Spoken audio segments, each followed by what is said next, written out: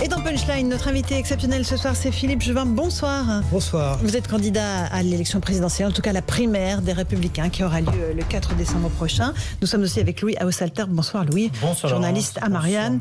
Et nous aurons l'occasion d'interroger Philippe Juvin sur son programme, sur évidemment ses différences avec les autres candidats au sein des Républicains. Et puis peut-être à commencer par le premier thème qui est celui de la sécurité. 8 Français sur 10 quasiment pensent que ce sera un enjeu central pour la présidentielle. Ça arrive tout de même en deuxième position après le pouvoir d'achat dans les thèmes de préoccupation des Français, mais c'est absolument présent dans la vie quotidienne des Français. On a eu un exemple samedi de l'agression d'un maire dans une petite ville du Calvados qui a tenté de s'interposer pour arrêter un rodéo urbain. Il en a été pour ses frais, il a pris plusieurs coups de matraque, il a été blessé. On va écouter son témoignage. Vous êtes élu local à la Garenne-Colombes et on va voir comment vous réagissez face à ce niveau de violence. On écoute ce maire. Je suis arrivé plus haut, leur dire d'arrêter, sinon les gendarmes étaient là dans un quart d'heure. Et puis je suis reparti, je suis descendu là pour venir chez moi. Et là, il y avait des jeunes d'arrêter ici. Donc je descends de ma voiture, j'avais pas fait 2 mètres que je m'étais pris de coups de matraque, donc j'ai pas eu le temps de discuter avec. Au niveau du visage, la lèvre, le nez, et je pense que j'avais la main comme ça et que ça a tapé la main en même temps. Donc les gendarmes peuvent rien faire, ils ont même plus le droit de les poursuivre, ils ont plus le droit de rien faire. Donc c'est la libre... les jeunes font ce qu'ils veulent en fin de compte. Philippe Juvin, quelles sont vos propositions en matière de sécurité? Comment aider alors ces élus locaux qui sont absolument seuls en première ligne, les policiers qui ne peuvent pas intervenir ou quasiment pas sur les rodéos urbains? Écoutez, le grand drame de l'insécurité, c'est l'impunité. C'est-à-dire que les voyous qui sont toujours les mêmes. Quand on est maire, je suis maire depuis 20 ans, on connaît précisément qui met la pagaille, pour ne pas dire plus, dans nos communes. Mais on sait que quand on les attrape, quand on les amène devant le juge ou l'officier de police judiciaire, ils ont un rappel à la loi, ce n'est pas bien ce que vous avez fait. C'est fini normalement les rappels. Oui, pardon, mais ça va être réinventé sous une autre forme. Donc le sujet, c'est comment fait-on pour mettre fin à l'impunité, pour que la peur change de camp. Moi, je pense qu'il y a un certain nombre de mesures. D'abord, effectivement, mettre fin au rappel à la loi et les remplacer par des peines qui sont effectivement dissuasives. Tapons au porte-monnaie. Premier rappel à la loi, 100 €. Deuxième rappel à la loi, 200 €. 10e rappel à la loi, 1000 €. Et il y a un moment où ça va marcher. De la même manière, je crois évidemment qu'il faut donner des moyens à la justice, ce qu'elle n'a pas aujourd'hui. Construire des places de prison, ce qu'on n'a pas fait, contrairement à ce qu'on avait dit qu'on allait faire. Mais si notre programme n'est que cela, comme il faut 5 à 10 ans pour construire des places de prison, rien ne se fera dans 5 à 10 ans. Eh bien, soyons agiles. Par exemple, confisquons les voitures qui bouchent les rues à l'ordre avec un mariage qui fait du bruit. Confisquons le scooter du rodéo. Bref, ayons une attitude qui renverse le rapport de force. Le sujet, c'est que le rapport de force n'est pas en faveur des honnêtes gens et de la loi. Et c'est pour ça qu'ils mettent le thème de la sécurité aussi haut dans leurs préoccupations. Juste derrière le pouvoir d'achat, c'est très très proche en fait. Non mais bien sûr, en fait, la sécurité c'est la première des libertés. Quand vous vivez dans une commune, quelle qu'elle soit, vous ne voulez pas être importuné quand vous sortez. Or, vous savez qu'aujourd'hui, il n'y a par exemple pas une seule manifestation en France qui se passe sans aucun risque de trouble à l'ordre public. Donc c'est le chaos généralisé parce qu'il y a cette impunité. C'est assez extraordinaire que quand il y a un fait divers, peut-être celui-ci, il y a toujours un député qui se croit plus intelligent que les autres, ou un ministre, ce qui est plus grave, et qui dit « Ah oui, mais nous allons donc rendre plus dur le code pénal. » Et on augmente le quantum des peines. En fait, le sujet n'est pas du tout là. Le quantum des peines, peu importe. Ce qu'on veut, c'est la certitude des peines. Et moi, je préfère des peines qui sont moins sévères, potentiellement, mais des peines qui sont certaines. Or, aujourd'hui, la certitude, c'est que les gens quasiment ne sont jamais condamnés. Une question de Louis Haussalter. Et quand Emmanuel Macron augmente le budget de la justice, comme ça n'a pas été fait depuis longtemps, quand il organise des états généraux de la justice, qu'il ouvre le dossier de l'efficacité de la chaîne pénale, est-ce que vous ne trouvez pas qu'il apporte d'une certaine façon une réponse pour être le président du pays où je crois on doit vivre sa vie paisiblement? C'était le slogan qu'il avait trouvé. Est-ce qu'il n'apporte pas une réponse au problème que vous soulevez? Il avait promis de construire 15 000 places de prison. Ça, c'est pas fait, on est d'accord? Ça ne se fera pas. Ça ne sera pas fait sous ce quinquennat. Il a augmenté le budget de la justice pour l'année prochaine. Ça tombe bien, il ne sera plus président, donc c'est pas lui qui paiera. Ce sera des chèques en bois, vous savez. Vous savez déjà qui sera président? Il ne sera pas président, en tout cas. Lui ne sera pas, en tout cas, rien n'est garanti pour qu'il le soit. Et donc, tout ça, c'est du paiement à crédit. Moi, je juge sur des faits. Or, on voit bien que ce qu'il n'a fait jusqu'ici, c'est qu'il a laissé faire. Au fond, c'est Emmanuel Macron, évidemment, qui est à la tête du pays, qui est en cause, en responsabilité. Mais on voit bien que ça vient de très loin, avec une sorte de laisser-aller général sur le mode, écoutez, on verra. Non, on reprend la main, on fait effectuer les peines. Vous savez qu'aujourd'hui, quand vous êtes condamné à une peine d'intérêt général, un travaux d'intérêt général, eh bien, 20% des TIG ne sont pas effectués, 80% des TIG sont effectués plus de 400 jours après la commission des peines, ce qui signifie que, par exemple, pour un mineur, pour un jeune homme de 18 ans, il ne le fera qu'à l'âge de 20 ans. Soyons clairs, il faut qu'il y ait à la fois une punition rapide, proportionnée. Il faut aussi qu'on ait une attitude très claire vis-à-vis des étrangers en situation régulière ou irrégulière qui sont condamnés. Un étranger en situation régulière ou irrégulière qui est condamné retourne dans son pays d'origine, effectuer la peine. Voilà, après avoir effectué sa peine. Mais non, avant, bien entendu. Mais la prison est beaucoup plus confortable au Maroc ou en Algérie. Vous savez, l'air y est plus pur. Oui, donc c'est beaucoup. Les victimes veulent être assurées que l'agresseur a fait sa peine et qu'elle l'ait bien fait. En France, on ne sait pas ce qu'il advient des agresseurs une fois qu'ils ont été expulsés. Eh bien, écoutez, moi, je préfère qu'ils soient expulsés. Vous verrez, ça aura un effet, comment dirais-je, de prévention beaucoup plus fort. Dissuasif. Mais bien entendu, il n'y a pas de raison que la France garde sur son territoire, paye avec l'argent de ses impôts, des gens qui mettent le chaos chez elle. On fait une petite pause, on se retrouve dans un instant avec vous, Philippe Juvin. Dans ce grand oral de Punchline, on reviendra sur vos propositions concernant l'immigration. Vous venez d'en dévoiler une partie. Et puis on parlera aussi de sécurité routière. Faut-il supprimer le permis à points? À tout de suite. Avec notre invité ce soir, Philippe Juvin, dans le grand oral de Punchline. On est avec Louis Haussalter de Marianne. En matière d'immigration, quelle est la différence de ce que vous proposez par rapport à ce que propose Xavier Bertrand ou Valérie Pécresse? Est-ce que vous avez une version plus dure de ce qu'ils proposent, moins dure, plus humaniste? Est-ce qu'il faut faire attention, encore une fois, à des quotas? Vous voulez un référendum, un moratoire? Qu'est-ce que vous proposez? Non, mais d'abord, l'immigration n'est pas un droit. L'immigration, tout État a le droit de réguler son immigration. Et c'est ce qui se passera. Donc on fixera des quotas. Pour l'immigration légale. Pour l'immigration légale, bien entendu. Deuxièmement, le vrai problème de l'immigration, on le sait aujourd'hui, c'est le droit d'asile qui est dévoyé. Quand vous mettez le pied sur le territoire national, que vous demandez le droit d'asile, en fait, que vous l'ayez ou pas, vous savez que vous ne repartirez pas. Donc il faut en tirer les conséquences avec une première leçon. Et la première de ces leçons, c'est de faire en sorte que la réponse à la question posée par le droit d'asile doit avoir lieu rapidement. Pourquoi? Parce que si vous mettez 6 mois ou 1 an pour donner une réponse au droit d'asile, que se passe-t-il? Les gens ont commencé à faire leur vie et ne repartent pas. Donc, nous devons faire en sorte que le droit d'asile ait été demandé avant l'arrivée sur le territoire national, les fameux hotspots. Nous avons un riche tissu consulaire partout dans le monde, au moins qui serve à ça, qu'on puisse faire les demandes dans ces tissus consulaires, ainsi que les tissus consulaires de l'Union, et interdire évidemment de rester sur le territoire une fois qu'on a été débouté. Mais souvent il y a des recours, c'est le cas de ce Bangladais qui a été arrêté la semaine dernière en brandissant 2 couteaux, qui était débouté du droit d'asile en appel, donc toujours sur le territoire français. Et donc je trouve évidemment tout à fait anormal que le recours soit suspensif quand en plus vous faites preuve d'agressivité avec ces couteaux. Il a été relaxé d'ailleurs, oui, le menace de mort. Honnêtement, on est devenu fou. Il suffit désormais que quelqu'un veuille rester sur le territoire national et quelle que soit la volonté du pays, en l'occurrence la France, c'est toujours l'immigré qui a raison. Ce n'est pas possible. La France doit choisir qui reste sur son territoire. Donc moi j'expulserai, comme je vous l'ai dit tout à l'heure, tous ceux qui ont été emprisonnés pour des délits ou des crimes bien entendu, au début de leur peine, pour qu'ils purgent leur peine dans leur pays d'origine, au moins les choses seront claires. Deuxièmement, tous les déboutés du droit d'asile repartent. L'aide médicale d'État doit être vue. On voit très bien, il y a un rapport de la Cour des comptes qui a montré que probablement 25% des demandes d'AME au minimum sont des demandes qui sont en réalité fictives, qui ont été faites alors même que les individus n'étaient pas sur le territoire national. 25%. On est sur des sommes absolument folles. Et enfin, il y a une pompe aspirante, qui est la pompe aspirante sociale, qui fait qu'en fait, on a toujours intérêt à venir en France, parce qu'en fait, il y a toujours un avantage financier. Ça, il faut mettre fin à la pompe aspirante. Je souhaite, et c'est compatible avec le droit de l'Union, il faut bien le dire.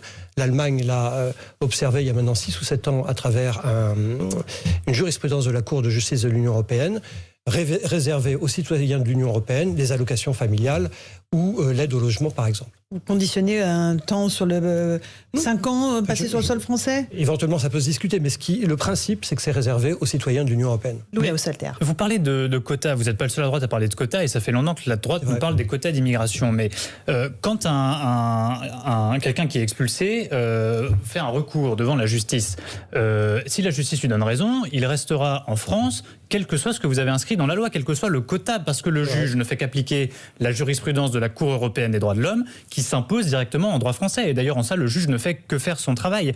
Donc, inscrire un quota dans la loi ne sert quasiment à rien en la matière. Comment est-ce que vous faites pour surmonter ça? Il y a deux choses, je crois. Premièrement, quand on est en situation irrégulière et qu'on est reconnu comme étant en situation régulière, mais qu'il y a effectivement un recours, on peut rester sur le territoire, mais d'une manière fermée. C'est-à-dire qu'il faut des centres fermés pour que les gens n'aillent pas se balader. Si vous avez des centres ouverts, en fait, vous perdez de vue les gens et on voit très bien que c'est la porte ouverte à n'importe quoi. Donc, des centres fermés. Deuxième point, la Cour européenne des droits de l'homme, la CEDH, pose problème sur certains articles, en particulier l'article 8 de la CEDH qui parle d'immigration, de regroupement familial. La vie privée. Exactement. Mais quand vous lisez l'article 8, il ne pose pas problème parce qu'il donne priorité à la loi. Il dit selon les modalités fixées par la loi. Or, ce qui pose problème, c'est la jurisprudence qui en a été faite, l'interprétation qu'en font exactement. Les juges. Et comment vous changez ça? Eh bien, dans ces cas-là, il faut demander. Il y a d'autres pays qui sont dans cet état d'esprit. Plusieurs pays se plaignent de cette interprétation jusqu'au boutiste des juges de la CEDH. Eh bien, il faut décider que nous sortons de la CEDH tant qu'au moins l'article 8 n'a pas été réécrit et réaffirmé dans sa pureté initiale. La Convention. Bien sûr. Et je précise pour ceux qui nous écoutent que quand on parle de CEDH, Cour européenne des droits de l'homme, on ne parle pas d'Union européenne. La CEDH n'est pas une institution. Vous avez raison, mais elle est reconnue dans les traités européens. Il y a un texte qui reconnaît la CEDH dans les traités européens, donc ce n'est pas la même instance, mais les deux sont liés quand même. Je veux dire par là que si vous sortez de la CEDH, ce que je souhaite, tant que l'article 8 n'est pas réécrit et réaffirmé, vous ne sortez pas de l'Union européenne. C'est un point extrêmement important parce que parfois les esprits confondent les choses. Même chose pour la Cour de justice européenne? Non. Alors là, pour le coup, je pense que la Cour de justice de l'Européenne, c'est une institution de l'Union européenne. Et je pense qu'il faut être extrêmement précautionneux avec la Cour de justice de l'Union européenne. Moi, j'ai été 10 ans député européen. Je sais ce que je dois à l'Europe et ce que la France doit à l'Europe. Je sais aussi ce qu'il faut changer. Mais je sais aussi que l'Europe, l'Union européenne, est une construction juridique. Que c'est parce que nous acceptons d'avoir un droit commun que nous sommes arrivés à créer l'Union européenne. En particulier ce qu'on appelle le marché unique. Quand je suis fabricant de lunettes en France, ces paires de lunettes, au lieu de les vendre à 67 millions de Français, je peux les vendre à 450 millions d'Européens. Pourquoi? Parce que nous avons l'Union européenne, le marché unique et l'homogénéisation du droit. Donc, mettre en cause l'homogénéisation du droit me paraît être irresponsable. Et d'ailleurs, comme vous le savez, si vous mettez en cause le droit de l'Union européenne en France, eh bien pourquoi les Polonais, les Hongrois, les Allemands, chacun pourrait dire dans le droit de l'Union, je ne veux pas ça, je ne veux pas ça, je ne veux pas ça. Mais c'est ce que font parfois les Allemands. C'est la fin de l'Union européenne. Non, notamment contre la Banque Centrale Européenne, si, bien sûr. Ce que font les Allemands, c'est un peu différent. Ce que font les Allemands, c'est qu'ils pèsent dans le processus de décision européen bien sûr. En amont, ce que nous ne faisons pas. Le vrai sujet de l'Union européenne, c'est que la France ne pèse plus dans les institutions européennes. J'ai été député européen, je vous le répète, mais je peux vous dire que j'ai vu les Allemands agir, eux tiennent le machin. Et quand vous avez un député, un sénateur ou un ministre français qui viennent se plaindre d'une loi européenne, eh bien en fait il est hypocrite. Parce que toutes les lois européennes, vous m'entendez, depuis 1958, toutes ont été adoptées toujours par le gouvernement français en exercice. Est-ce que vous avez compris la volte-face de Michel Barnier d'ailleurs sur les institutions européennes? J'avoue que je n'ai pas suivi totalement cette affaire. Moi, je pense une chose très simple, comme je vous le dis, c'est qu'on ne joue pas avec le droit de l'Union. Le droit de l'Union européenne, c'est quelque chose de très fragile, qui a des désavantages pour notre pays, mais qui a l'avantage surtout, ponctuellement, mais qui a l'avantage surtout de créer une norme commune. Le vrai sujet, c'est ce que je vous disais, c'est l'influence française, mais le deuxième vrai sujet, c'est que la France rajoute des normes à la norme européenne d'une manière absolument idiote. Déjà, ne faisons pas cela. Allez, on fait une pause, une poignée de secondes. On vous retrouve, Philippe Juvin. Faut-il supprimer le permis à points? Je vous pose la question dans un instant. À tout de suite. Et ce soir, c'est Philippe Juvin qui passe le grand oral de Punchline. On est avec Louis Haussalter de Marianne pour l'interroger. Faut-il supprimer, en tout cas revoir le permis à points, une proposition qui a fait débat ce week-end. On va écouter quelques réactions de Français. Je vous passe la parole dans un instant. Ça nous arrange, hein. Oui, ça nous arrange, mais aussi il faut faire attention. Après, tout le monde va conduire comme il veut, mais il y a des conséquences après. Donc. On prend des points pour un oui, pour un non. Pour ceux qui roulent beaucoup, c'est insupportable. Il suffit de faire un tout petit écart au-dessus d'1 km/h et on prend un point, et celui qui roule beaucoup, c'est impossible. Bon, je pense que ça limite quand même quelque chose, le système de points, et je pense que s'il n'y avait pas ça, ce serait compliqué à mon avis. Alors, Philippe Juvin, on supprime ce permis à points ou pas? Tout d'abord, quand on entre en campagne électorale, on s'aperçoit que tout le monde a l'idée géniale. Demain, il y en a un qui va dire « je supprime le permis de conduire » aussi, vous voyez, ou la limite d'alcoolémie. Non, mais je plaisante un peu, quoique. Donc, faisons attention. Il ne reste pas moins. Ce que je crois, c'est que le permis à points est devenu une pompe à fric. OK. Et moi, pour le dire clairement. Mais j'ai un exemple. Je trouve que moi, je suis né à Orléans, donc quand je vais à Orléans, sur l'autoroute, il y a une voiture, parce que je n'y vais pas en train, pardon, j'y vais en voiture, excusez-moi. Et en bas d'une côte, il y a un radar, donc tout le monde freine pour pas dépasser le radar, et puis en bas de la côte, on remet la seconde, puis la troisième, parce qu'il faut remonter la côte et on pollue la planète, évidemment. Donc, il y a plus que le permis à points, je pense que la question qui se pose, c'est l'intelligence avec laquelle sont posés les radars aux endroits les plus stratégiques. C'est la question de la limitation de vitesse. On se souvient de cette décision formidable d'Édouard Philippe il y a maintenant 3 ans. Qui a mis le feu aux poudres et provoqué les gilets jaunes. Et qui a diminué la limitation, enfin qui a augmenté la limitation de vitesse, diminué la vitesse autorisée sur les routes d'une manière totalement homogène. C'est ça que je conteste moi. Qu'il y ait un permis à points, ça me semble logique. La question c'est son utilisation. Or son utilisation le but n'est pas la sécurité des Français, le but c'est de rapporter de l'argent, pompe à fric, pour l'État. Alors il y a quand même plus de 700 000 personnes qui aujourd'hui roulent en France sans permis, qui donc sont amenées parfois à faire des refus d'obtempérer face aux forces de l'ordre pour ne pas se faire contrôler. C'est un vrai problème de sécurité publique quand même. Alors c'est une conséquence. Maintenant, il y avait des gens qui roulaient sans permis avant même qu'il y ait le permis à points. Donc c'est pas quelque chose de totalement nouveau, mais c'est vrai que tout ça accélère les choses. Encore une fois, la question c'est l'équité. Est-ce que l'État est là pour taper avec une grosse matraque ou est-ce que l'État est là pour faciliter la vie des gens et d'une manière la plus intelligente possible? On a un peu l'impression que la fameuse phrase de Pompidou « Arrêtez d'emmerder les Français » a été oubliée. Le sujet est là, je crois qu'on ne cesse d'emmerder les Français dans tout. Sécurité routière, impôts, taxation, etc. etc. C'est ça qu'il faut arrêter. Arrêtons d'emmerder les Français. Il y a un autre sujet qui crispe les automobilistes ou qui devrait les crisper parce que tous n'en ont pas conscience, ce sont les zones à faible émission. Mais ça devrait aussi vous toucher en tant que médecin parce que c'est censé réduire la pollution dans les métropoles. Donc, dans quelques mois, quelques années, dans la plupart des métropoles françaises, les plus vieilles voitures, et on le voit déjà beaucoup à Paris, ne pourront pas rentrer. Et plus le temps passera, moins les voitures anciennes pourront entrer et circuler dans certaines rues. Est-ce que vous pensez que c'est une bonne mesure ou qu'il faut en stopper ou en freiner l'application? Alors la zone à faible émission, moi j'ai eu à l'appliquer en tant que maire, puisque je suis maire d'une commune, d'une métropole, la métropole du Grand Paris, vise à sortir les vieilles voitures polluantes. Le problème, c'est que les vieilles voitures polluantes appartiennent souvent à des gens qui ont un pouvoir d'achat qui est faible. Et donc quand on dit aux gens qui ont peu d'argent, écoutez, j'ai une bonne nouvelle, non seulement le diesel augmente, mais en plus, vous allez devoir changer votre voiture. Et en plus, votre vieille voiture, vous ne pouvez pas la vendre. Par décision, vous ne pouvez pas la vendre. Donc je pense que là aussi, on est devenu absolument fou. Je pense que la zone à faible émission, nous y serions arrivés naturellement avec la disparition des voitures et le remplacement par des voitures modernes. C'est ça, en fait, à ce à quoi nous aurions dû arriver. Maintenant, l'État a beaucoup de culot de faire ainsi la leçon aux automobilistes, pendant que des années, il a poussé les automobilistes à acheter du diesel. Vous voyez, on est dans un État qui se fiche un peu du monde. Alors celui qui a émis l'idée de ce permis à points supprimé, c'est Éric Zemmour, pour ne pas le citer. C'est quelque chose qui est un phénomène qui turbule du côté de la droite. Est-ce que c'est une candidature qui vous fait peur? Est-ce que s'il se présentait demain à la primaire, vous n'êtes pas sûr qu'il ne la remporterait pas, Philippe? Non mais d'abord, moi, rien ne me fait peur. Le débat public, c'est intéressant d'avoir des visions différentes. Maintenant, sur ce qu'il dit sur le fond, c'est ça le sujet. Quand il dit que l'école, ça ne va pas, il a raison. Quand il dit que l'immigration, ça ne va pas, il a raison. Quand il dit que la sécurité, ça ne va pas, il a raison. Moi, je fais les mêmes analyses que lui, la même analyse radicale. La vraie question derrière, c'est quelles sont les propositions qu'il fait sur l'école, par exemple, sur l'immigration, sur la sécurité. La vraie question est là.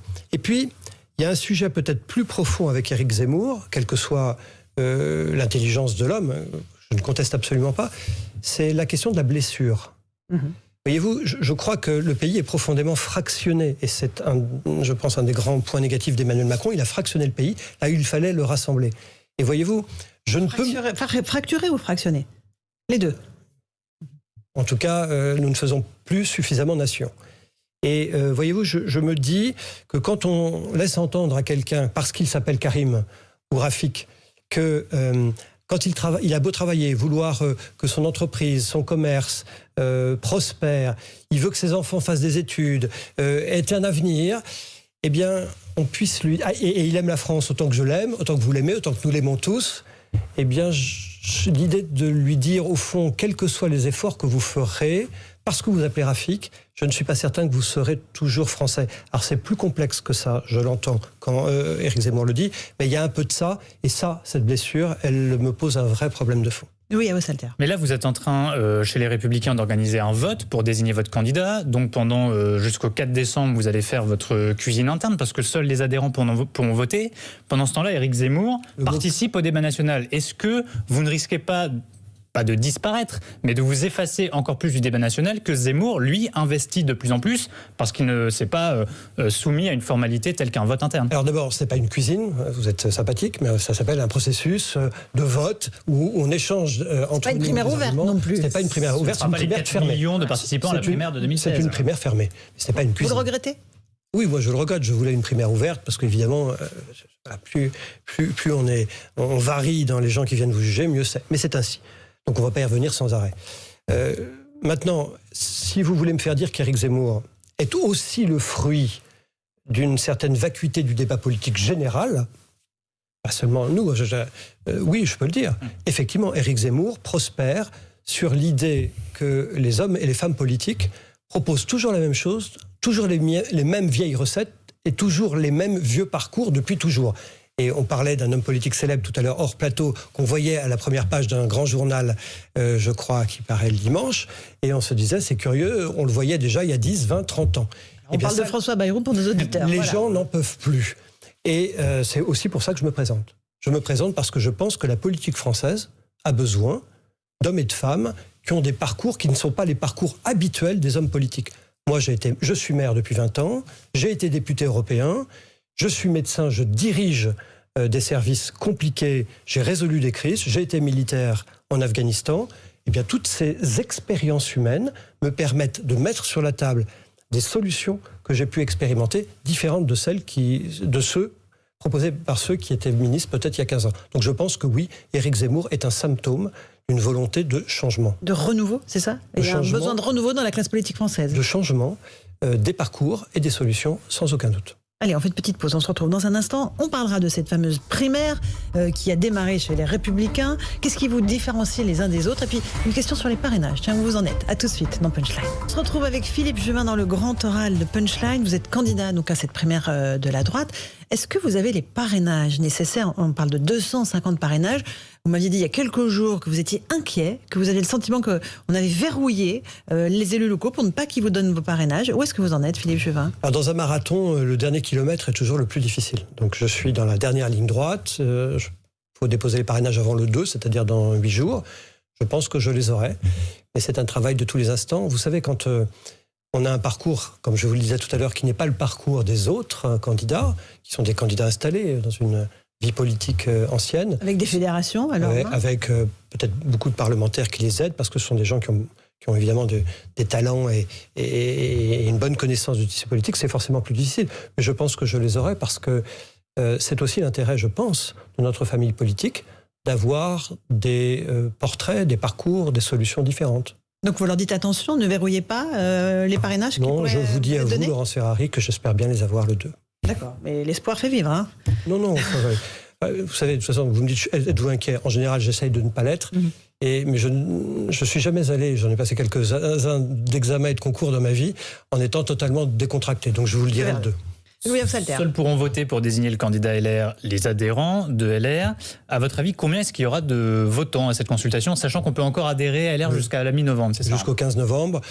Écoutez, ça monte pas mal. Je crois qu'on a commencé à 88 000 adhérents au moment où on a lancé l'opération primaire, congrès, on va probablement arriver à 110, 120 000 adhérents. Oui. Mais au fond, du coup, le vainqueur, c'est celui qui fait rentrer le plus de cartes. C'est ça le concours des candidats de la droite? Alors ça, c'est peut-être une vision un tout petit peu ancienne, de la politique. Je crois que les gens sont beaucoup plus libres. Mais qui est cher à Christian Jacob, le président du parti, qui va se retrouver à la tête d'un parti très nombreux par cette opération. Ce qui est certain, c'est qu'il y a ce qu'on appelle des fédérations. Nous sommes organisés par département dans les Hauts-de-Seine. Dans les Hauts-de-Seine, j'en suis le président, mais il y a de grosses fédérations. Les Hauts-de-Seine en sont, mais il y en a d'autres qui comptent. Et c'est vrai qu'on va regarder ces grosses fédérations. Maintenant, toute voix comptera. Et je dis à ceux et à celles qui veulent participer à la définition de qui sera le champion de la droite et du centre, de prendre leur carte aux Républicains avant le 15 novembre. Alors, il y aura plusieurs débats qui seront organisés, 4 débats, le plus important sur CNews et Europe 1, le 21 novembre. Évidemment, un petit clin d'œil à nos auditeurs. Est-ce que vous attendez à des débats âpres? Est-ce que vous allez échanger des arguments de fond? Ou est-ce que vous allez vous épargner? Est-ce qu'il y aura une espèce de modus vivendi avant qui fera que vous allez vous épargner les uns les autres? En fait, nous avons une double obligation à droite. Nous avons l'obligation de montrer nos différences, parce que sinon ça n'a aucun intérêt. Un débat où tout le monde est d'accord, ça ne s'appelle pas un débat. Donc nous montrons nos différences, et nous en avons, sur différents sujets. Vous m'avez parlé de l'Union européenne tout à l'heure, je vous ai dit en quoi je croyais qu'il fallait faire très attention à ne pas fragiliser l'édifice européen juridique. Et puis, en même temps, nous devons montrer que nous serons unis. D'une certaine manière, le deuxième tour aura lieu le 4 décembre. D'une certaine manière, la date la plus importante est peut-être celle du 5 décembre, le lendemain du second tour. Puisqu'il nous faudra tirer les leçons de nos échecs d'il y a 5 ans, quand le gagnant de la primaire, en l'occurrence François Fillon, n'avait pas fait tout ce qu'il fallait pour attirer à lui les différents perdants. Je crois que le sujet sera clé le 5. Nous devons nous réunir. En tout cas, moi, je serai toujours celui qui guidera la droite vers l'union. Si nous sommes désunis, nous perdrons. Nous pouvons gagner cette élection présidentielle parce que nous avons des solutions à mettre sur la table, mais à condition que nous soyons unis. Louis, je ne sais pas si vous avez regardé les débats de la primaire écologiste, oui. Mais les candidats ont été assez retenus, ils ne se sont pas tapés entre eux avec une violence extrême. Est-ce que ce n'est pas une inspiration pour vous finalement? Mais d'abord, moi je crois que le débat politique peut être âpre sur l'argument et sur le fond, en étant évidemment bien élevé et non violent. Donc c'est une inspiration, ça peut être une inspiration, pas sur le fond évidemment. Alors, sur le fond non, parce que vraiment parfois il disait des trucs, bref. Mais c'est vrai, vous avez raison, j'ai apprécié ces débats parce que c'était des débats. Et tout le monde s'est un peu moqué d'eux au début du mois de septembre en disant « Ah tiens, on apprend qu'il y a une primaire des écologistes, etc. » Mais en fait, les débats avaient une certaine tenue. Et moi, j'ai été intéressé, pour être très franc, par ces débats. Donc, je crois absolument nécessaire que nous débattions entre nous, que les Français voient qu'il y a des possibilités différentes de solutions, que finalement, nous ne sommes pas enfermés dans un candidat qui est donné le gagnant. 4 débats, il y a de quoi apporter de la matière grise. Ce qui manque, c'est du fond. Moi, je suis là pour donner du fond à la campagne de la droite. Il manque pas aussi, c'est pas pour vous du tout pour vous faire injure, mais il y a 5 ans, il y avait quand même un casting avec un ancien président de la République, 2 anciens premiers ministres. On va pas du tout retrouver casting cette année. Est-ce que la droite n'en souffre pas? Vous avez raison, évidemment. Tout à fait humble dans ce que nous sommes et dans ce que je suis en particulier. Mais pardon, ça ne nous a pas beaucoup réussi. Je crois que les Français, encore une fois, sont attentifs à la nouveauté et cherchent une alternative à une vie politique qui se répète depuis 20 ans, où on a, toujours les mêmes... Xavier Bertrand, Valérie Pécresse et Michel Barnier, ils les connaissent, les Français. Ils n'auront pas l'argument de la nouveauté pour eux. Eh bien, peut-être seront-ils intéressés par voir des candidats. Alors, sur la question de la santé, évidemment, vous avez beaucoup de propositions légitimes à faire, étant donné que vous êtes chef du service des urgences de Pompidou.